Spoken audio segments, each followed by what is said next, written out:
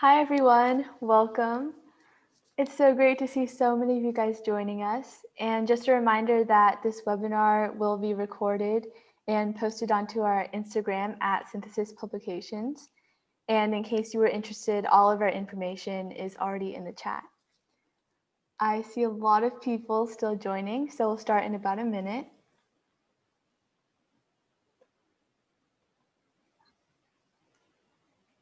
Okay, welcome everyone to our first virtual author event at Synthesis Publications. I'm Athena Wu, one of the co-founders and writers at Synthesis, which is a student-run literary magazine. And I'm so excited to be here today with Jordyn Taylor, whose debut young adult novel, The Paper Girl of Paris, just came out earlier this year. Today we'll be talking about her inspiration and some of the most significant themes of the book, and we'll also go in depth about her writing process and her experience in the writing industry. We will be having a Q&A session at the end, so if you think of any questions, feel free to submit them. Jordyn here is a writer and a journalist in New York City. She currently works as the deputy editor of Men's Health magazine, and in addition to having published her debut novel. So Jordyn, thank you so much for joining us.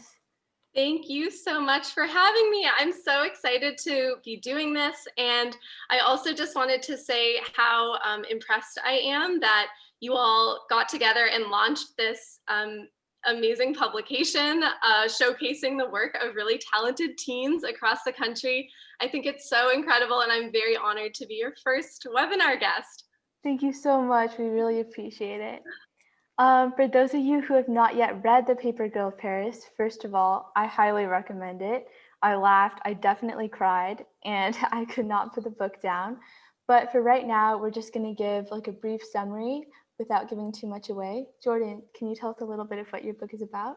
Yes, absolutely. And I also just wanted to say thank you to everybody who's tuning in right now. It means a lot to me that you're here and that we can talk about this book and about all things writing and editing. So this is my book, The Paper Girl of Paris. It is a young adult historical fiction novel that jumps back and forth in time between the present day Paris and Nazi-occupied France in World War II. So in the present, we have a girl named Alice who goes to Paris with her parents for the summer because she has inherited this mysterious apartment from her grandmother. Nobody knew this apartment existed. Her grandmother never spoke about it. And when the family gets to Paris and starts exploring the apartment, they realize that it's essentially a time capsule that hasn't been touched since the end of the war. And it seems that her grandmother's family left quickly. All their belongings are still there. And as Alice's family sorts through the artifacts in the apartment, they also discover that her grandmother had a sister named Adeline, who she never ever mentioned. And so as Alice starts to dig through the mystery of what happened to her grandmother's family, we also go back in time and meet Adeline, find out about her experiences in the war, and figure out what happened to this family that Alice's grandmother never mentioned her sister ever again for the rest of her life. Yeah, it's such an intriguing novel. I read it in like one sitting. It Oh, was that makes me amazing. so happy to hear it. Thank you. Yeah, okay, let's get right into it. First of all, this is an amazing historical fiction novel. It's only appropriate that we start off by talking a little bit about the time period. So you said Alan's story takes place in Nazi-occupied France during World War II, devastating time in history. I was wondering what brought you to choose this time period or this historical tragedy? So I have always been really interested in World War II history. I'm Jewish. I've loved history my whole life. And so as a kid, that combination of things meant that I was always really interested in learning about how ordinary people resisted the Nazis during the war. Ever since I started learning about the Holocaust, it was something that I was really, really interested in. And as I moved through school, I started researching resistance movements in my, I think in my grade 12 history class, I did a project on the French resistance. And when I got to college, I majored in history where I studied the experience of Russian or then Soviet citizens during the war and how they were sort of trapped between these oppressive powers of Hitler and Stalin. So history, specifically World War II history and resistance movements, were something that I was always interested in. And it turned out that Harper Teen, which is the teen division of HarperCollins, was looking for an author to write a young adult novel about the French Resistance. And so when my agent heard that they were looking for somebody to do that, she thought that I would be a really good fit for it because of my interest and my background in history. And so I sort of auditioned for them, which is a bit of an unusual pathway to writing a book, but it was really the perfect opportunity and I was so excited about it. So I wrote like a 30-page sample of what I envisioned this story to be based on this nugget of an idea that the publisher had. And they liked what I wrote and they made the offer based off that. I had to write a little bit from Alice's perspective and a little bit from Adeline's perspective. So they got a sense of the two characters' voices. That's so cool. I can't believe you. That was a long way of saying that I've always been interested Yeah. in Siberian. Ever since you were a kid. Wow. Yeah. Is this something that publications do often? Like they have a certain idea and then they reach out to different authors to write about it? Yes, and this was something that I actually had no idea about, that this happens a lot, and it makes sense, right? That a publisher would know what kind of books typically do well on the market. They know what kinds of things people are looking for. And so who better than them in some cases to come up with an idea and find the right writer for it? And the same thing happens in journalism all the time, right? As an editor, I often think of a story idea that would be really great for Men's Health. And I find a freelance writer who would be a great person to dedicate their time to taking it on.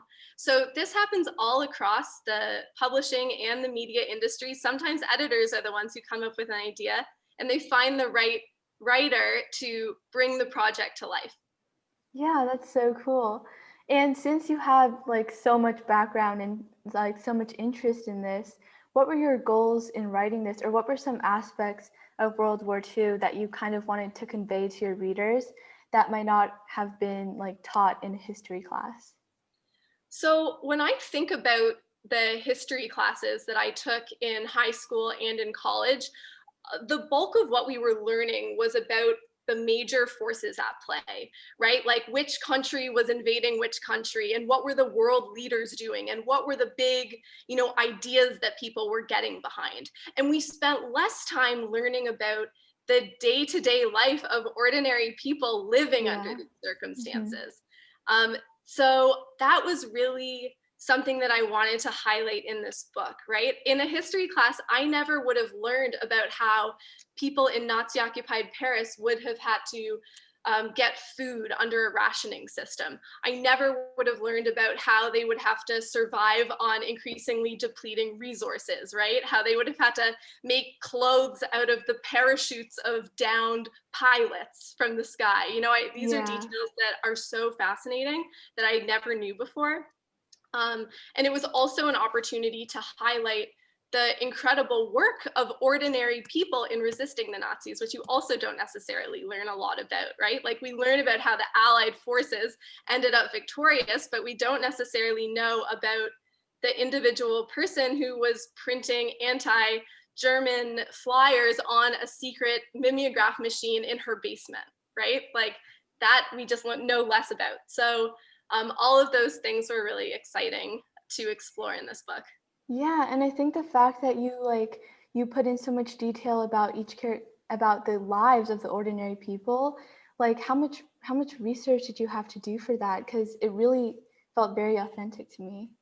Thank you. I'm really glad. And that was so important to me as somebody who loves history. I really wanted to get the details right. So before I even started writing, I spent a straight month just researching. And I read a combination of primary source documents and secondary source documents. A primary source document is something that was written by a person who experienced an event firsthand. So that would be like a diary. A secondary source document is something that a historian writes about a time period. So I would say those primary source documents, the diaries, were so valuable to me. I have a few here that were really amazing, and I just want to show one of them. It was so great. I would really recommend it. It's called An American Heroine in the French Resistance. It's a diary of a woman named Virginia d'Albert Lake, and she was an American who was living in France during the war. She got involved with helping Allied pilots escape from France after their planes went down. But anyway, reading about her experience in the resistance and then eventually getting captured and what she went through in a labor camp, it was just very eye-opening, and it really helped me get into the mindset of what characters genuinely would have been thinking and feeling at the time. It really, especially because I was writing my characters in the first person, I really had to know what Adeline in Nazi-occupied France would have been thinking as she walked down the street, or as she saw, German troops in the restaurants that she used to go to. It was very, very helpful to read these diaries and understand people's real perspectives.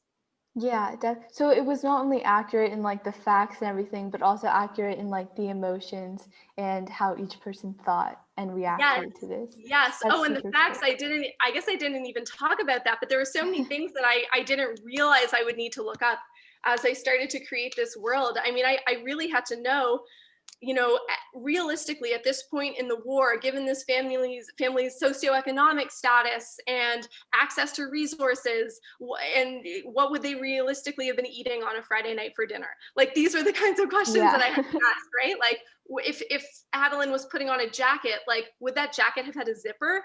Hmm. Like, I don't Oh know. wow. So these are the things that I had to answer. Cool. So you read a lot of diaries and accounts of people who lived during that time. Did you also take any elements from your own life experiences or people in your own life with some of the scenes and the characters? Yeah, I think people always want to know, which characters are Yeah. inspired by real people.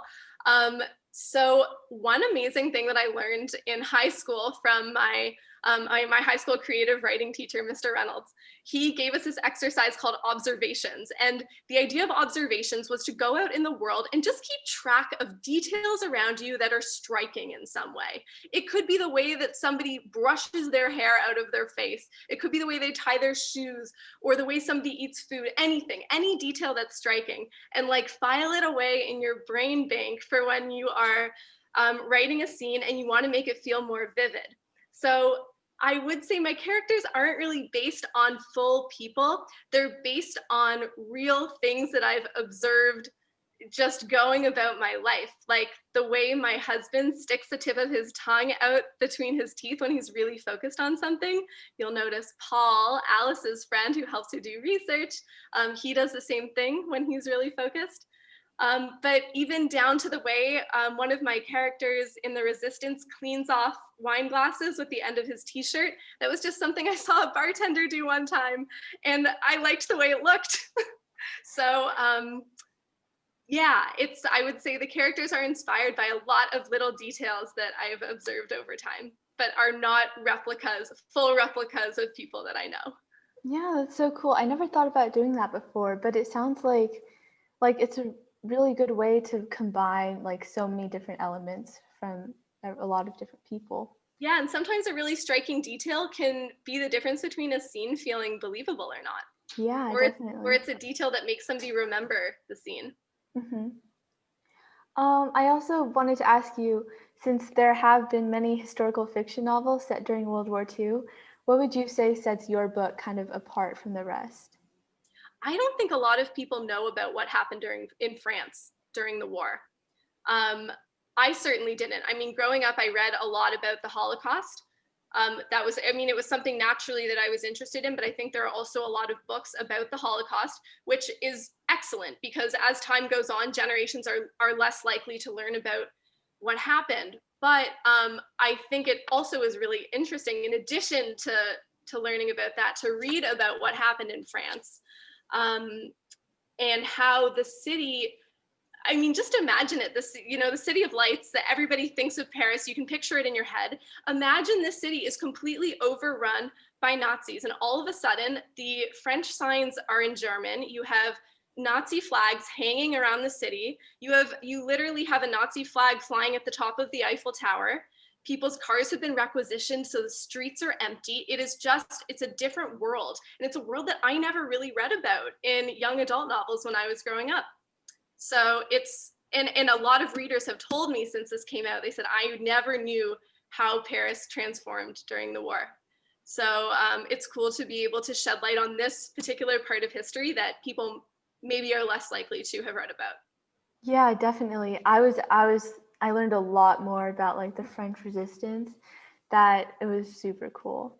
Thanks. And I also think, speaking about the resistance, when people think about the French Resistance, they think of, the men running through the forest and like sabotaging train tracks and, these Mhm. little guerrilla groups running through the trees. And while yes, that was a big part of resistance activity in France, and there's a little bit of that in this book, that was just one part of it. Another huge part of the French Resistance was what happened in cities like Paris, where it was all about intelligence gathering and passing along secret messages and spying. So it was a part of the resistance that I myself didn't know too much about going into it. I had that sort of typical idea of the French Resistance in my head of the little Mhm. bands of guys running around and blowing up trains. Yeah, and it was so interesting to see like such young people like participating in the French Resistance too, and how much they had to go through and how much they had to sacrifice, to fight for their country.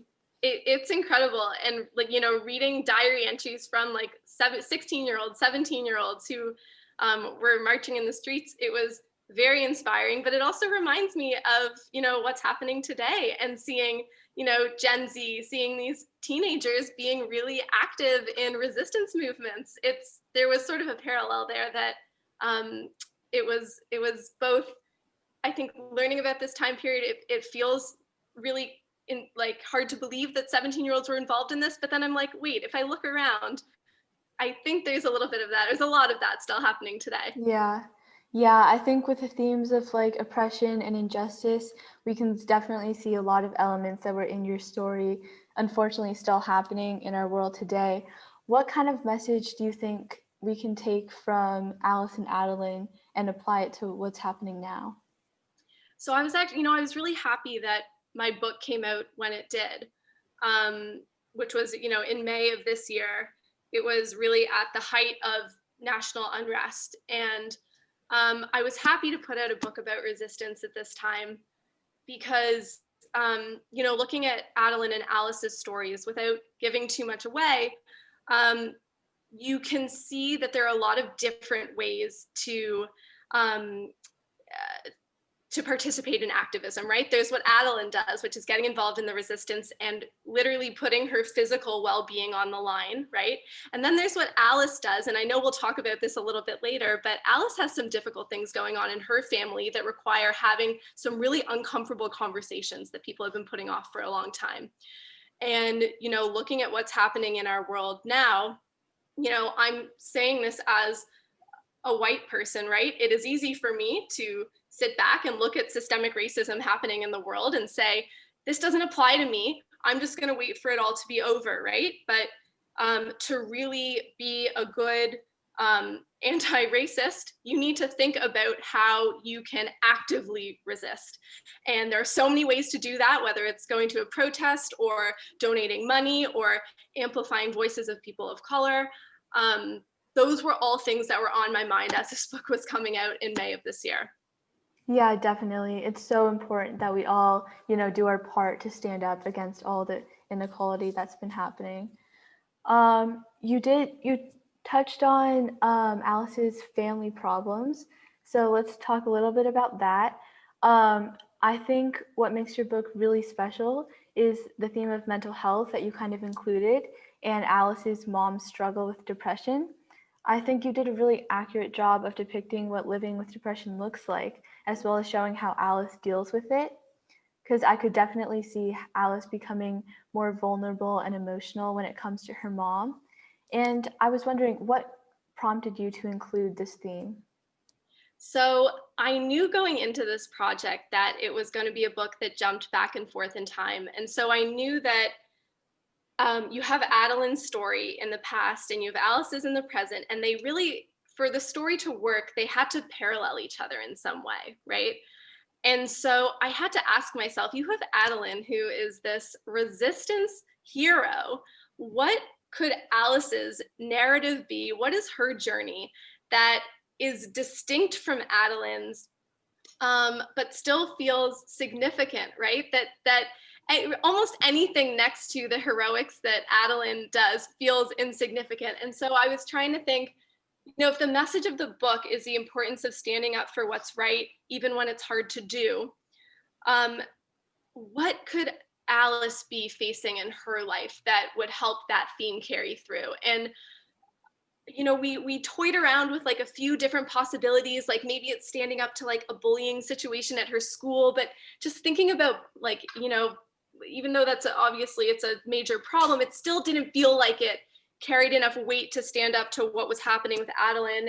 And finally, I thought it has to be something about mental health, because it is such a major issue still today, that there is a stigma around people talking about mental illness, and talking about it and being open about it is so crucial, right? If people are going to have the courage to get better. And you and I were talking about this earlier. For me personally, a few years ago, I was diagnosed with OCD, even though I've had it my whole life. My whole life became very clear once I finally went to a therapist at age 25 and got a diagnosis. But I was so scared to tell people what I was going through, because I first started experiencing just my symptoms were really, really bad right before my wedding. So you can imagine, in the months before your wedding to the person that you love, and you've been dating them for 6.5 years, right before your wedding, you start experiencing the worst anxiety of your life. And you have no idea what is going on, right? You thought you were really excited about this wedding, right? This was the person you couldn't wait for them to propose to you.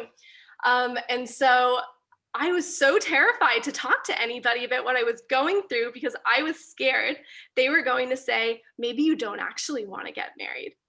And I didn't know at the time that what I was experiencing was OCD. I was having intrusive thoughts telling me that you're secretly a sociopath who doesn't love your husband. And I was performing compulsions to try to neutralize that anxiety. And I just had no idea. And I didn't want to talk to anyone about it because I was scared they were going to tell me something I didn't want to hear. And I spent a lot of time just in a personal hell of my own brain. And finally, getting a diagnosis, doing treatment completely made it go away. Or sorry, I shouldn't say it completely made it go away, but it gave me the tools to be able to deal with the OCD spikes whenever they come up, which is revolutionary for me. And I never would have gotten that help, and I never would have been able to escape that hell of what I was going through if I hadn't finally talked to a therapist, figured out what was going on, and had the courage to tell other people that I have OCD. And because to me, that like normalizes it to me. And it makes it something that I'm less afraid of. So, and in talking about my OCD, it feels really good, because I wrote about it on Men's Health. And after my story on Men's Health came out, I had so many other people who came to me and said, I finally understand what all of my symptoms are. And I'm going to go talk to a therapist, because I think finally I understand what's going on for me. And so speaking out about that kind of stuff and just normalizing it, like mental illness is so common. It is so common. We all go through it, right? And so talking about it, it makes it more normal. It makes other people more likely to get help.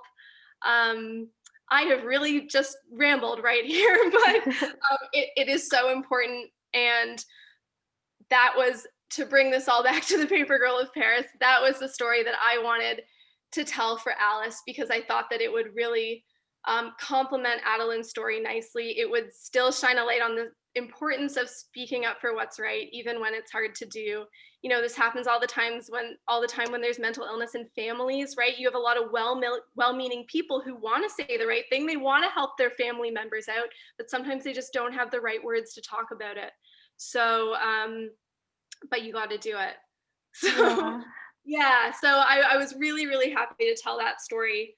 And I think it's resonated with a lot of people. I was surprised because, this is first and foremost a book about the French Resistance, but a lot of people have said that the mental health component has spoken to them too. And I'm really glad to hear that. Yeah, I'm so glad that you put it in. Thank you for sharing. Oh my, of course. Well, this is like I actually said to myself after this book came out, I said, you just wrote a book that was partly about, destigmatizing mental illness. So you better frickin' start talking about your girl, like, what are you waiting for? And I hadn't really talked about, I mean, my friends and my family know, but I hadn't really like talked about it publicly. Mhm. And I was like, let's do it. So Yeah, here great. And I think that even just portraying it in like minor characters like Alice's mom, her struggle with depression, I think even just like those minor storylines kind of help to normalize it and destigmatize it too. thank you. Yeah. Was there a certain message that you wanted to get across to the readers, like how to address these mental health problems or to help people who are struggling? Yeah, I think, I mean, talking about it, like having the conversation is like, that's the number one thing. And you know what? You might Hmm. mess up and you might say the wrong thing, but first, even acknowledging it is an amazing first step. Um, the next thing that I would say is that there's so many great resources online to figure out how to talk to people who are experiencing different mental illnesses. It's really easy to access that information. So doing some research of your own to figure out the best way to talk to your friends and family is fantastic. And that's also something that Alice uses in the book. Um, I would also say like normalizing therapy and normalizing medication. You know, I Yeah, think there are a lot definitely. of people that are still afraid to say that they're using medication to help their mental health, or afraid to go talk to a therapist. Talking to a therapist is amazing. They're a person who's just paid to be nice to you and help you. So all of these things they feel so good, and it is as normal as going to deal with a physical health issue. Like it's there's no difference at all. If you would go to the doctor for a physical health problem, get help for a mental health problem. There is no Yeah, difference. absolutely. Mhm. And okay, another aspect of your book that I thought was really unique that you mentioned before was how you weave together two different storylines and two different points of view. So I was wondering, how did you come up with this concept rather than just sticking with the main first person narrative the whole way through? So this was actually something that the publisher had this idea from the start, that Mm, it would jump okay. back and forth in time. So I wish I could take credit for that, but I can't. However, again, another sign that this was like the perfect project for me is that that happens to be my favorite like narrative tool, is when you have different um, perspectives and like different plot lines and that all end up intersecting in surprising ways. The Mhm. example that I always give of this is so it seems so mainstream, but Love Actually, a movie that I know so many people have, that movie does it in a fantastic way when you find out the surprising ways that the different characters are connected to each other. Like Leanne Moriarty does that in The Husband's Secret. These are I really love that personally. I love seeing how these characters that you've been following over the course of a book suddenly intersect and how the story unfolds. I've always loved that. And it was so cool to do it in different time periods here, and for the reader to gradually discover how something that they've been reading about in the past ends up informing something that happens in the present. It's a great way to keep a reader hooked on the story, right? You can give a detail of something that Alice discovers in the present, and you know, uh-oh, like what does that mean for Adeline the next time we go back to the past? So it's a that plot device, I think, makes for a really gripping read. Yeah, it definitely kept me hooked the whole way through. Oh, good. Okay, moving on. I know there are a lot of younger people and aspiring writers in the audience. So let's kind of talk about your experience in the writing industry, because apart from being the author of this amazing book, you're also a deputy editor at Men's Health Magazine. So starting from the beginning, when you entered college, what job did you have in mind originally, and what did you major in? I had no freaking clue what I was going to do after college, which is part of the reason that I went to a liberal arts school. I went to Hamilton College, which is a really small school Mhm. in upstate New York. And I really didn't know what I wanted to do. And I figured I'm going to try a lot of different things. But because I had always loved history, I majored in history, and I also majored in theater. So I took a lot of history and theater classes. I took Spanish and art history and some government. One thing that I would love to point out is that I actually never took a college English class, creative writing class, Wow. nothing. I took no English literature, nothing. And I like saying that because I want people to know that you don't need to have a college education in this stuff to get into fiction writing. We can talk more about that later. But anyway, I was a history and theater major.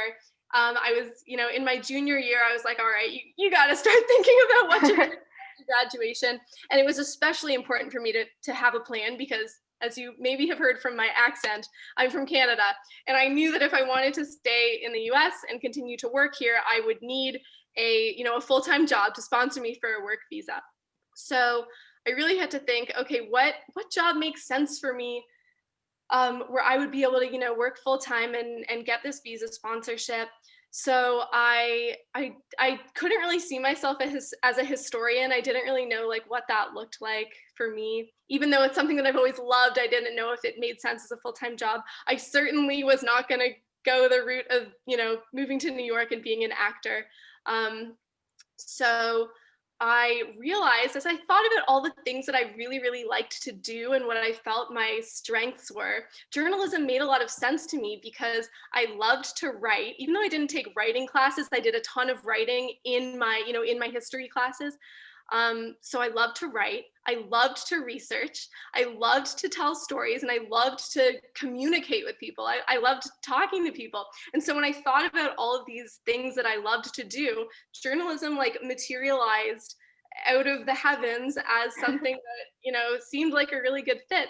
So I started writing for my school paper and applied to a master's program at NYU for after I graduated from Hamilton. So I got in and I went and did that program right after school. And that was a really amazing opportunity because Hamilton actually didn't have any journalism classes. So it was really great to do this grad program. It was a year and a half. I got a crash course in journalism. I didn't know how to really interview people. I didn't know how to craft a news story. So I learned all of that. And most importantly, I got really great internship experience that led to me getting hired at my first job after I finished my grad program. And that first job was at the New York Observer, which is a local paper in New York. Oh, So cool. an abbreviated journey from me not knowing what the heck I wanted to do to my first job out of school. So, as a journalist at the New York Observer, what were some of the things that you had to do when you first started out? So I had interned at the Observer while I was in grad school. And in that internship, I was a real generalist. So they would just send me out to truly random events that were happening all over the city. And I had to just come back with a story, interview people who were there, figure out what was happening, and come back and turn around a story on deadline. So I was used to really covering a lot of really varied like local news. When it was time for me to start my first like full-time job with them, the only opening they had was on the technology desk for a technology reporter. And I didn't know anything about anything. And this was back in, I guess it was like 2014. It was really at that time when like a lot of really ridiculous apps were getting massive funding. It was back when just apps were really, really exciting. Mm-hmm. And so that was the culture that I was all of a sudden covering. It was a lot of interviewing tech founders, and interviewing investors about why they were investing in certain startups. And it was really interesting. I mean, but again, it was a great exercise in researching something that you know nothing about it. You maybe have a day or even a few hours until you have to interview somebody, and you have to research the heck out of it so that you can go in the interview sounding like you know what you're talking about. Which is really hard, but it's also really fun because you get to become like a mini expert in something every single day, which is one of the things that I love about journalism. So yes, I don't remember what the question was that led us to that first position. I was a tech reporter, and the whole thing was a learning experience because I basically had to learn a whole new beat that I had never covered before. So, how did you get from there to becoming a deputy editor at Men's Health? So as much as I loved covering apps, I also also just I've always been like really passionate about like health and wellness and like more fun topics, to be honest. And so on the side, I was doing my full like my tech reporting as the main part of my job. But on the side, I was really interested in reporting on like fitness culture in New York. This was also at the time when like CrossFit was becoming a thing. So I started reporting on CrossFit culture in New York, and all of a sudden these stories started blowing up, and it made the Observer realize that maybe they should move me over to become a health and wellness reporter full time, which was so exciting because those are the topics that I genuinely loved. And so I did that for a little while, and I had been at the Observer for a few years, and I was ready to do something that was a little bit more internet forward. The Observer was a local Mhm. paper. So I went and worked at a digital news startup as a full-time health reporter. But you know, the media industry, we can talk about this a little bit later. It's notoriously unstable, and I was part of a really big media layoff in the summer of 2017 after covering the 2016 election. At that point, I was editing a breaking news team through the 2016 election, which was the hardest thing I've ever had to Oh, do. wow. That site ended up folding their health section that they report for and moved me to the breaking news desk. So that was really, really tough. Anyway, after that whole experience of covering breaking news and then losing my job, I was really excited to get back to doing health reporting. And so this opening came up at Men's Health, and I was like, this is it. I need to go back home. I need to be in the health lifestyle world again. It felt like the stars were aligning. And so I started at Men's Health in October of 2017. So I just had my 3-year anniversary there. And I was originally hired as the news editor. So I was editing like 6 to 8 sort of trending like health, lifestyle, entertainment stories every day. And eventually I moved up into the deputy editor position, where now I oversee all of our verticals online. I help editors come up with story ideas and figure out how to execute them. And I specifically oversee our sex and relationships vertical online and in print. So it's just a really, really exciting job. I love Men's Health. I love getting to be part of the conversation about how to make men better, right? Like how to make better versions of themselves, which feels like an eternally relevant task. And it's so much fun. I genuinely love my job. I love getting to do that during the day, and then getting to do fiction writing, you know, at night and on the weekends. Wow, that sounds amazing. Yeah, it's really, really fun. But in journalism, were there ever any like obstacles that you had to face? I know that writing can be like a tough industry. I've always thought that it was super competitive. So Mhm. was there anything to overcome? In journalism, I would say the biggest obstacle that I've faced is honestly the instability of the industry, which stems from the fact that we are creating like the most in-demand product, news, Hmm. that people don't want to pay for, right? So Yeah. news Hmm. companies have to figure out alternative ways to make money, and that often means publishing stories that are designed to bring in a lot of traffic, right? So all of a sudden we're going from like publishing the stories that people, you know, need to read to be more informed about the world around them, to publishing stories that people want to read or that they're more likely to click on, right? And that creates a whole lot of really complicated questions that we as editors have to answer. So without getting too deep into that whole world, I would say the overall instability in the media industry has been the biggest obstacle that I've Yeah. faced in journalism. A way to combat that is, as people maybe have seen over the past 5 years or so, is that newsrooms have been organizing and forming unions. And just recently, Hearst, the parent company of Men's Health, in a historic decision, the workers decided to unionize. And so I'm now on the bargaining committee. I'm part of the team that is going to figure out, you know, what our union contract looks like. And what's really exciting about it is that, you know, not only can we, you know, we can never prevent layoffs, right? But we can campaign for, you know, a better deals for people that lose their jobs. But we can also campaign for other things I really care about, like increasing diversity within the company and making sure there's pay equity across the company. All of Hmm. these things that I've always really believed in, but this freaking hellscape of a year has made me re-energized to support. All of these things make me really excited to be part of this this unionization movement at Yeah, Hearst. that's so cool. So yeah, organizing is a really great way to deal with that instability in the industry. Hmm. Cool. So you said that you're kind of like balancing both journalism and writing fiction right now, right? Mhm. Um, before Harper Teens kind of reached out to you, were you interested in writing fiction or historical fiction? Yes. So this was another thing that when you had asked about advice, that I think is really important. My biggest advice is don't give up because everybody else will. Literally, I just stick with things forever until they work out. I wrote, this is the Paper Girl is the first book that I've published, but it's like the fourth book that I've written, and so I wrote like three whole books before this one that just they all got rejected, Oh, and wow. Mhm. really, really hard, right? You don't want to work on something for years and then have it get rejected, your baby. Um, but I learned a lot from each of those rejections. It helped me understand what editors were looking for. Mhm. And I took that information and I used it to get better every single time. And eventually, it did pay off. Yeah. But I would say stick with it because most people give up after one rejection or maybe even before that point. If Mhm. you love it, stick with it. If you hate it, maybe find another hobby. But if you love it and it's something that you really, really believe in, keep doing it because you just never it might take 5 years, 10 years, 15 years, whatever. But if you stick with it, it will hopefully pay off. Yeah.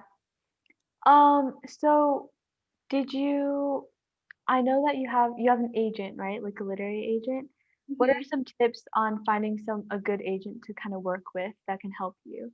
So I got super lucky. This is another tip that I would give to people is, keep your network of colleagues really, really strong. My agent she was my freshman roommate in Oh, college. wow. Yeah, she's one of my really, really close friends, and she ended up, becoming an agent after school, and she noticed the work that I was doing at the New York Observer, where at the time I was covering The Bachelor and I was writing these funny recaps about The Bachelor. And at the time, she had heard that a publishing house was looking for somebody to write a book about reality TV. Or was that what it was? It was something like that. It was something where something that I was writing at The Observer was in line with something that she had heard that another editor was looking for. And anyway, that led her to reach out to me and say, I see the writing that you're doing for the New York Observer. I have this like totally different opportunity that maybe you would be a good fit for. So that opportunity didn't end up working out. Another freaking rejection for me. But yeah, so I got really lucky in that sense. But I would say so. I unfortunately can't speak to the querying experience that other writers go through to find their Mhm. agents. So that's one where I really would recommend doing research online. I know there are a lot of really great resources online for Mhm. querying agents, finding your agent. I happen to get really lucky with my situation. So unfortunately, I can't speak too much to that. Okay, thank you. And I also heard that you have a new book that you are working on right now. Can you tell us a little bit of what it's about? Yes, I'm so excited about it. It's coming out next May 18th, 2021. It's called Don't Breathe a Word. It's an idea that I've had for a long time, and I'm so excited that it finally gets to materialize. It also jumps back and forth in time, this one between the present and 1962. And it takes place at an elite boarding school in upstate New York, where there is a secret society that is guarding the truth about some really shady stuff that happened in 1962 involving a nuclear fallout shelter from the Cold War, a very twisted psychological experiment, and the mysterious death of a student. Oh, And it's up wow. to a girl in the present to, join the society and figure out the mystery of what they are keeping a secret. That sounds so interesting. I can't wait to read it. Thank you. I'm super excited. So yeah, that's next May. I have just seen the beautiful cover and I am really excited to get to share that very. Cool. Okay. I think we can move on to the Q&A session. Let's see what questions our audience members have for us, and Yeah. we'll get through as many as we can. Okay. Were you afraid of people not liking what you wrote? Oh, that's such a good question. Going into it, I would say I thought, I don't care if people don't like the book. I'm just so happy to be writing a book that my hard work is finally paying off. You know, I'm used to getting like hate mail just because I'm a woman who Oh works my in God. journalism. I get a lot of hate mail. And so I was like, I can handle anything that people throw at me. I'm not worried about that. And then as soon as the book came out and I started seeing that like hundreds of people were posting reviews of my book on Goodreads and on Amazon and on Instagram. And you get sucked into having to reading them, or wanting to read them and wanting to read the bad ones and see what people have to say. And it honestly, it really was difficult. It was so much more difficult than I had expected. And of course, it's normal for people to have a range of reactions to your book, right? There's like no book in Mhm. history that everybody universally agrees on. So I actually ended up setting a rule with myself and with my therapist. Another shout out to my therapist. We made a rule that I only check social media twice a day, once when I wake up in the morning and once Mhm. before bed. And that helps stop me from getting trapped in that cycle of seeing something negative about my book and then having to go find something positive to cancel it out. I was really getting stuck in that cycle. And so I have now found a really healthy balance. Cool. Yeah. Okay. Next question. Um, Someone said that their favorite part of the book was the normalization of mental health, and can we expect to see that topic included in your future work? So, yes, definitely. In Don't Breathe a Word, I would say that the destigmatization of mental health isn't as much at the forefront as it is in The Paper Girl of Paris. Um, but I would say it deals with the theme of the desperate desire to belong to a group, which I guess is a little bit more sociological than it is really about mental health. But it's like the agony of feeling like you don't belong, and then having to do really complicated like mental gymnastics about, if there are people that I really want to accept me. I don't necessarily like them, but I really want to be accepted to them. How far am I willing to go to feel like I belong with this group that I want to be part of?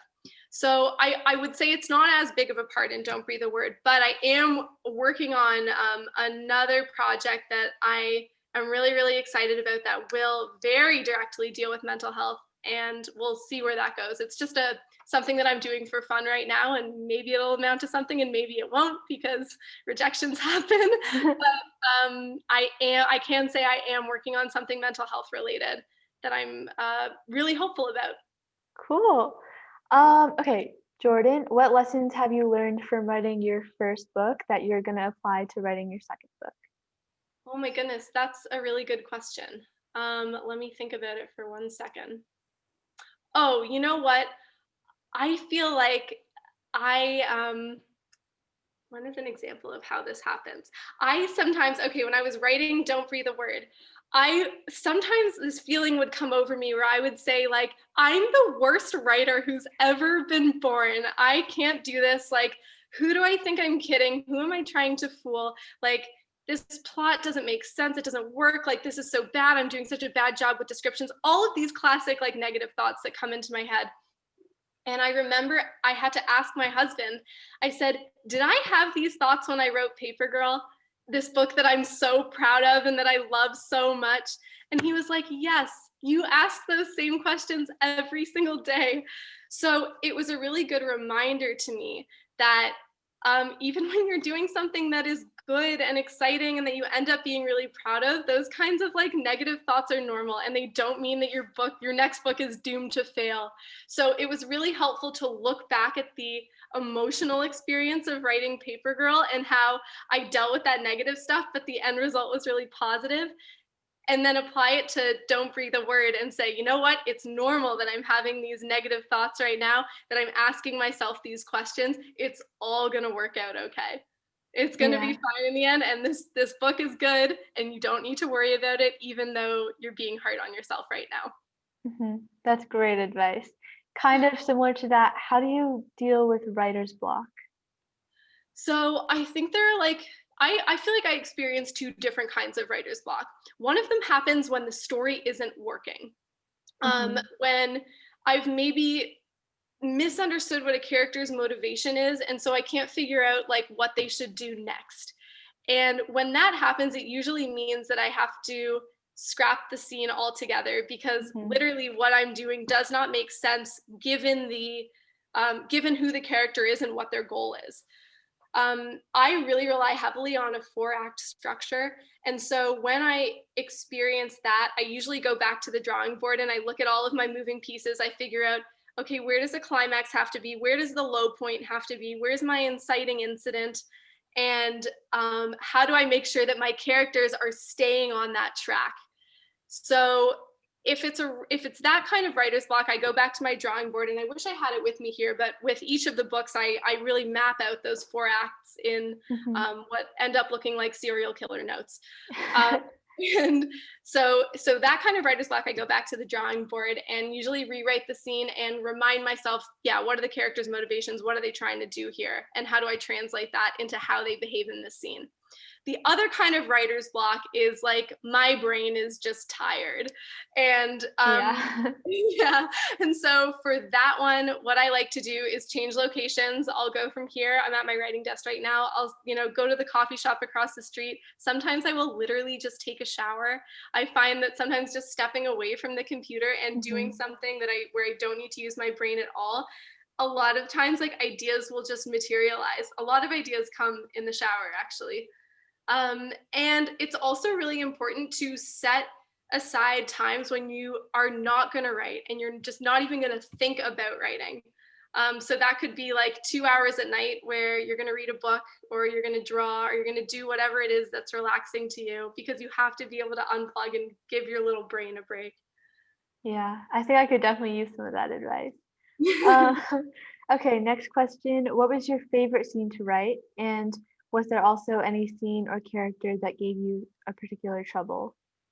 Yes. Okay. So I can speak to let me speak to the character that gave me trouble first because I have the answer off the top of my head because it was Adeline's mom Oh my who god. was so difficult to write because she is in this complicated gray area between good and evil. She Mhm. is Yeah. not somebody who is joining a resistance movement and actively protesting the Nazi occupation, but she's also not somebody who by any means supports the Nazis. She is an ordinary person in Paris who's like, I don't know how long this occupation is going to last. I'm just trying to keep my family together. I'm just going to try to make the best of a bad situation. And maybe that means when you pass a German soldier in the street, you're going to answer his questions about directions, right? So she is a little bit complicit with the German occupation. She is. It was just really hard. It was hard to write somebody like that, and my temptation was just to make her seem like a monster, right? I was like, how could anybody who wasn't part of the resistance be remotely good? But in reality, a very, very small percentage of people in France at the time were part of an organized resistance movement. Mhm. We're talking like less than 2%.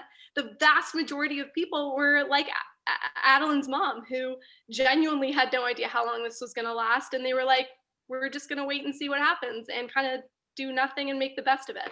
So that was hard. It was really hard to strike that balance and like still make her a sympathetic character. Mhm. As for the scene that was most fun to write, I love writing the romantic scenes. So I loved writing the scenes between Alice and Paul, and I loved the scenes between Adeline and Luke, who's Mhm. another guy in the French Resistance.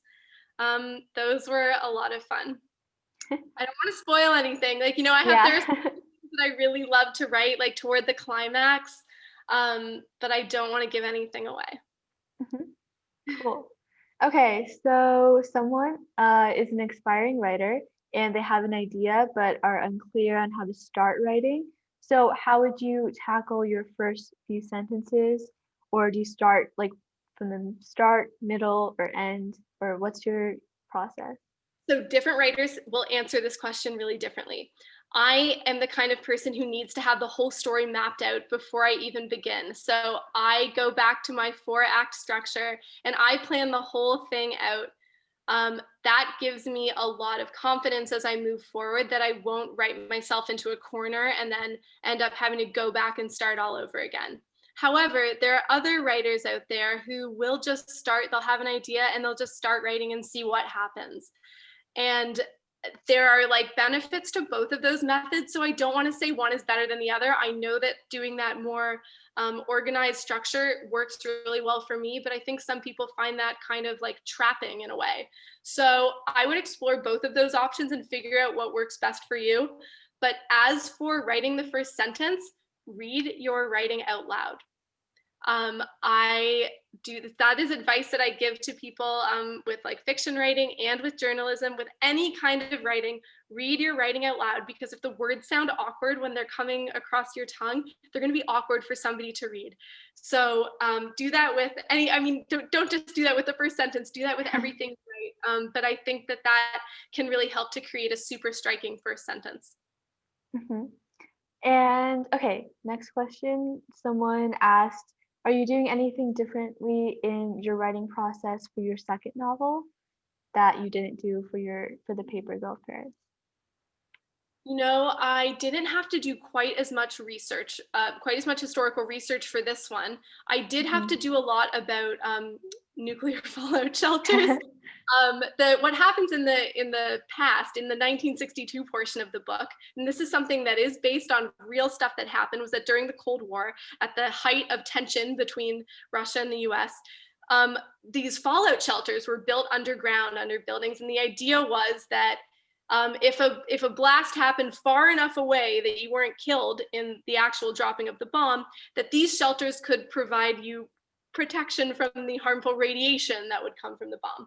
So schools built these shelters, and they sent their students down into the shelters for like a period of like 4 days to test out the Wow. livability of the shelter. And so I was reading about this and I said, that has to be a YA novel. Um, so anyway, so I did have to do a lot of historical research about like the interior of nuclear fallout shelters, but because almost the entirety of the 1962 portion of the book takes place in the shelter, I didn't have to do quite as much research as I did for Paper Mm. Girl, where I had to know, what a party looked like versus what a street looked like for all of these different scenes, right? Everything took place in this one shelter. So I did have to do a lot of research about like, what did the water drums look like? What kind of different like crackers would they be eating? But the research wasn't quite as extensive this Mhm. time. And relating to research, this will be our last question since we're running out of time. But did you ever travel to Paris to research for the Paper Girl Fair?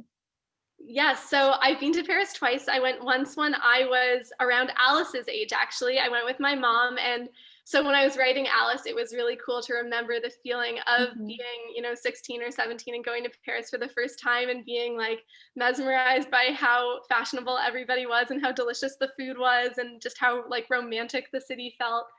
And then I went again after I turned in the first draft of Paper Girl. My husband and I went to Paris as a little like, you finished your first draft celebration trip.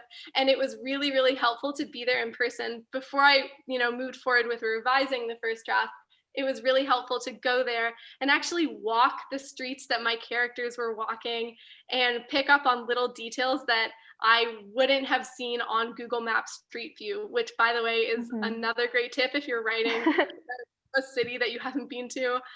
Spend a lot of time wandering around on Google Maps. But there were things that even Google Maps couldn't teach me. Like we were walking down the street one day and I realized that through the gaps in the buildings, you could see Sacre-Cœur, the famous church up on the hill. And I ended up incorporating that detail in the first scene of Paper Girl. So that's a little tidbit that if you read that first scene, when she looks through the buildings and sees the church up on the hill, that was actually me and my husband wandering down the street and me realizing that you could see it from where we were standing. That's so cool. Okay, we're gonna have to wrap up our Q&A session. I'm sorry if we did not get to your question. Both Jordyn and our information is in the chat in case you want to reach out. And we have a few more things to announce before we end. First of all, Jordyn, thank you so much for taking the time to answer all of these questions. Oh, They were, thank you. Thank you so much for having me. And thanks to everybody who's here and who asked questions. This was so awesome. yeah, they were so insightful to not only me, but to all of our audience members, I'm sure. We also have chosen a lucky winner of the book giveaway.